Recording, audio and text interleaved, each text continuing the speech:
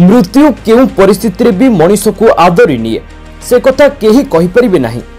हाँ आज्ञा, मृत्यु एमिति भी आसे जहा समस्त को चकित करि दिए।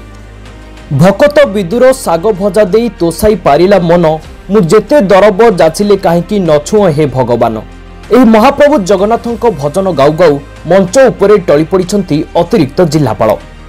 पुरी आड़प मंडपरे दर्शन देउछंती महाप्रभु जगन्नाथ। आउ दूररु थाई भकत भाबरे एही भजन गाई भाव विनोदिया भाबरे समर्पित होइथिले। हेले कालिया जे तांकु एमिति नै जिवो केही केबे भाबी नथिले।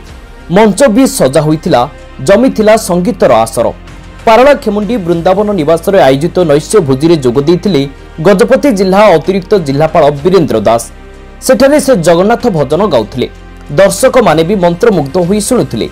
हेले जगन्नाथଙ୍କ एभଳି आवेग भरा भजन गाउथिबा बेले हठात असुस्थ होई पड़िले जिल्लापाल। परे गुरुतर अवस्था तांकु ब्रह्मपुर एमकेसीजी मेडिकल को निया जाइथिला।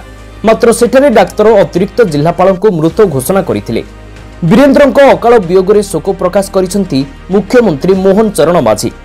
उच्च कोटीर प्रशासनिक दक्षता पई से सबु महलरे प्रशंसित थिले बोली मुख्यमंत्री कहिसंती।